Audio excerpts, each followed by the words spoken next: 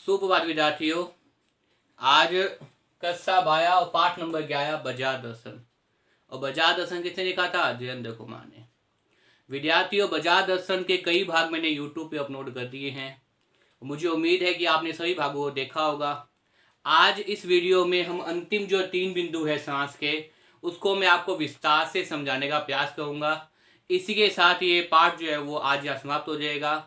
विद्यार्थियों, मेरे द्वारा अपलोड की गई वीडियो को बार बार देखिए और समझने का प्रयास कीजिए ताकि आपको पाठ जो है वो समझ में आ जाए। देखिए विद्यार्थियों, बाजार दर्शन पाठ में क्या बताया गया है कि एक बाजार का दृश्य है। किसका दृश्य है विद्यार्थियों? बाजार का दृश्य है। और इस बाजार के दृश्य के अंदर ये बताने का प्रयास किया है कि वास्तव में बाजार हमें कैसे अपनी ओर आकर्षित करता है, हम कैसे अपना जीवन जो है वो बाजार के अनुसार जीते हैं। तो 5 बिंदु हो गए थे। छठा बिंदु देखिए समास का, चूवन वाले भगत जी। जो लेखक के दोस्त हैं उसके बारे में क्या विख्यात है देखिए। लेखक के पड़ोसी चूवन वाले भगत जी भी थे। लेखक के कौन थे? ये पड़ोसी थे। कौन? चूवन वाले भगत जी। चूवन वाले भगत जी कौन थे? ये थे लेखक के पड़ोसी। और लेखक कौन है? जयेंद्र कुमार।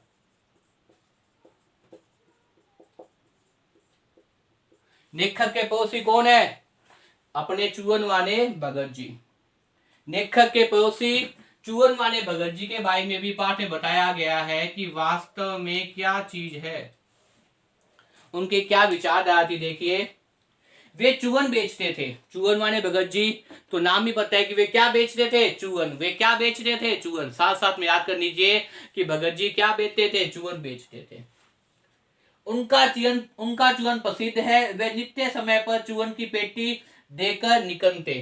लोग उन्हें सद्भाव रखते। लोगों से क्या है? लोग उनसे सद्भाव रखते थे कि नित्य समय पर अपना चूवन बेचने निकलते। उनका चूवन तुरंत बिक जाता। 6 आने की कमाई होते ही वे 6 चूवन बच्चों में मुफ्त में बांध देते। कितने आने की कमाई? 6 आने की।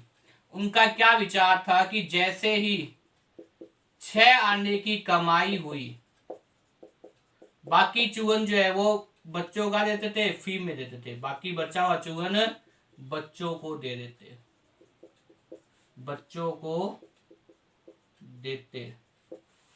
बाकी चूवन, बचा हुआ चूवन किसे दे देते? बच्चों को दे देते।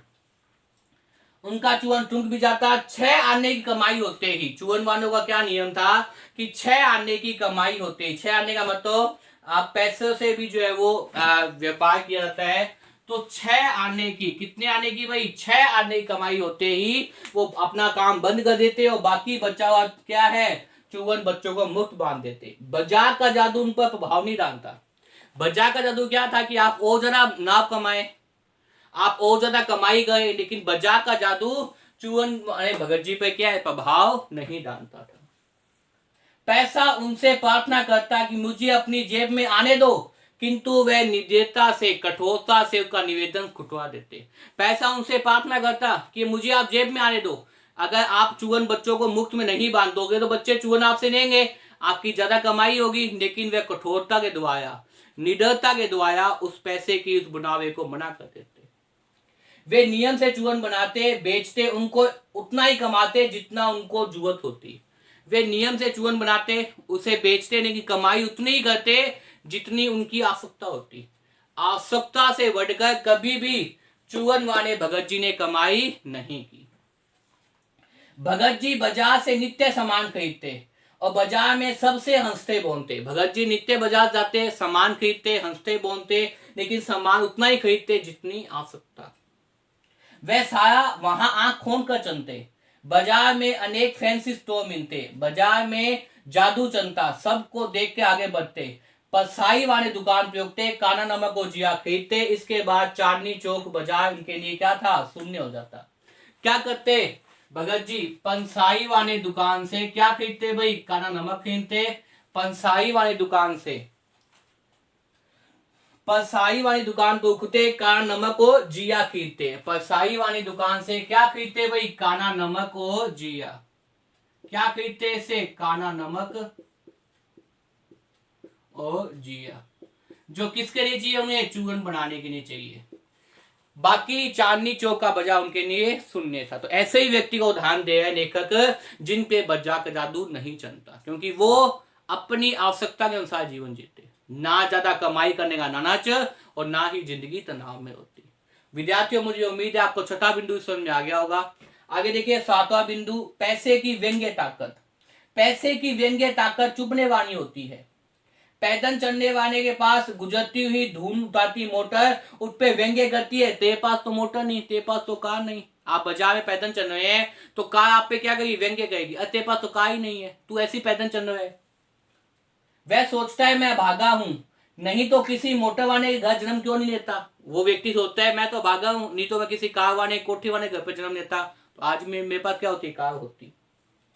पैसे की व्यंग्य ताकत का प्रभाव चूवन वाले भगत जी पर नहीं होता। इस भगत जी पे क्या है, इस पैसे की व्यंग्य ताकत का क्या नहीं होता भाई, प्रभाव नहीं होता, प्रभाव नहीं होता, प्रभाव नहीं होता उनसे, उनमें इससे बचने का ताकत है। यह बन उसी को प्राप्त होता है जिसमें इच्छा और संचय की प्रवृत्ति नहीं होती, जिसमें इच्छाएं नहीं होती, जिसमें ईर्षा नहीं होती, जिसमें संचय करने की प्रवृत्ति नहीं होती, विशेषता नहीं होती, जो अपनी आवश्यकता के अनुसार जीवन जीते हैं, वो ही पैसे की व्यंग्य ताकत से बच जाते हैं। वो किससे बच जाते हैं, पैसे की व्यंग्य ताकत से बच जाते हैं। जैसे चूवन माने भगत जी का उदाहरण बताया था। यह बल उसी को प्राप्त होता है जिसमें तीक्ष्णता और संचय करने की इच्छा नहीं होती, जिसमें विशेषता नहीं होती। इसके लिए क्या किए, इसको, इस बन को आत्मिक, नैतिक, धार्मिक, कोई भी बन कह सकते हैं। जिसमें ये बन होता है वह बाजार के व्यंग्य से प्रभावित नहीं होता, निर्बन को ही धन चुकाता है। जब कमजोर होता है उसी को क्या धन चुकाता है। अगर आप मन से ताकतवर हैं, अगर आप मन से ये दृढ़ विश्वासी हैं कि हम ज्यादा संचय नहीं करेंगे, हम ज्यादा इकट्ठा नहीं करेंगे, जितनी आवश्यकता है उतना इकट्ठा करेंगे, तो ये बाजार आप पे प्रभाव नहीं डाल सकता। तो ये पैसे की व्यंग्य ताकत आपको अपनी ओर आकर्षित नहीं कर सकती। विद्यार्थियों, मुझे उम्मीद है आपको सातवां बिंदु भी समझ में आ गया होगा। अंतिम बिंदु देखिए, बाजार की सार्थकता। जो मनुष्य जानता है कि उसको क्या चाहिए, उसी से बाजार को क्या होती है, सार्थकता प्राप्त होती है। अनावश्यक चीजें खरीदने वाले बाजार की व्यंग्य ताकत तो बढ़ाते हैं। अनावश्यक चीजें जो आवश्यकता नहीं है, जिनकी आवश्यकता नहीं है, वो चीजें आप खरीदेंगे तो बाजार की ताकत को बढ़ाएंगे। इसलिए वही खरीदिए जो आपको वास्तव में आवश्यक है, आपके घर की महत्वपूर्ण वस्तु है, उसे कीजिए, अनावश्यक मत खरीदिए। ऐसे लोगों के कारण बाजार का सामाजिक सद्भाव क्या है, समाप्त होता रहता है। ऐसे लोगों के कारण क्या है, बाजार का सामाजिक सद्भाव समाप्त होता रहता है और कपट बढ़ता है। और क्या बढ़ता है भाई, कपट बढ़ता है, भ्रष्टाचारी बढ़ती है, बेईमानी बढ़ती है, इज्जत खोई बढ़ती है। ये सब क्या है, इस कारण बढ़ता है। ऐसा बाजार मानवता के लिए क्या है, बहुत ही कठोर है। ऐसे बाजार का पोषण करने वाला अशास्त्र क्या है, पूर्णतः गलत है। कि ज्यादा संचय कर लीजिए, ज्यादा सामान खरीद लीजिए, यह शास्त्र भी क्या है, गलत है। इस मानवीय, वह तो क्या है, मायावी शास्त्र है। ऐसे अशास्त्र से बचना चाहिए, वैसे बाजार से क्या है, अपने आप को बचा कर रखना चाहिए। अनावश्यक क्या नहीं करना चाहिए, पैसे की व्यंग्य ताकत के आगे नहीं झुकना चाहिए। अपना जीवन क्या सुखी रूप से, अपना जीवन आध्यात्मिक रूप से जीवन जीना चाहिए, पैसे की व्यंग्य ताकत में नहीं आना चाहिए। तभी वो आप क्या है, बाजार की सार्थकता है। जो चीज चाहिए वो खरीदो, और जो चीज नई चीजों की मत खरीदो। तभी आपका जीवन क्या आएगा, तनाव रहित रहेगा। तभी आपके जीवन में क्या आएगी, प्रसन्नता रहेगी। तभी आपका जीवन क्या है, सुख में रहेगा।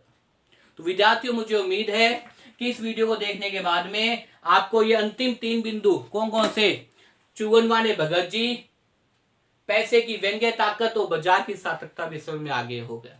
तो देखिए विद्यार्थियों, एक बार पुनः इस बाजार दर्शन पाठ का सारांश देखिए, जो निबंध है उस निबंध का सारांश देखिए। पहला बिंदु कौन सा था, अनावश्यक है। कौन सा था, अनावश्यक है।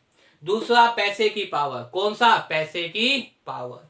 तीसरा, बाजार का जादू। कौन सा, बाजार का जादू। चौथा, जादू से रक्षा करना, जादू से अपने आप को बचाना। पांचवा, खानी और बंद मन। छठा, चूगन वाले भगत जी। भगत जी की विशेषता क्या थी कि ज्यादा खर्च नहीं, ज्यादा संचय नहीं करते थे। 6 आने खाते ही चूगन क्या है, दे देते थे। पैसे की व्यंग्य ताकत का उन पर प्रभाव नहीं था, और बाजार की सार्थकता तभी है तब आप अनावश्यक वस्तुओं को ना खरीदे। विद्यार्थियों, इसी के साथ पाठ नंबर 11 बाजार दर्शन यहाँ समाप्त होता है। विद्यार्थियों, कई भाग मैंने अपलोड किए हैं, सभी भागों को देखिए और पाठ को याद करने का प्रयास कीजिए। विद्यार्थियों, मेरा उद्देश्य यही होता है कि जितने भी मेरे विद्यार्थी हैं वो बार बार इस वीडियो को देखें और वीडियो देखने के साथ साथ इस पाठ को याद कीजिए। अगर आपको सारांश याद है तो आप पर्सनल अटेम्प्ट कर देंगे, इसलिए सारांश के प्रत्येक बिंदु को बहुत ही विस्तार से और बहुत ही आराम से मैंने समझाया है। तो देखिए और याद करने का प्रयास कीजिए। धन्यवाद।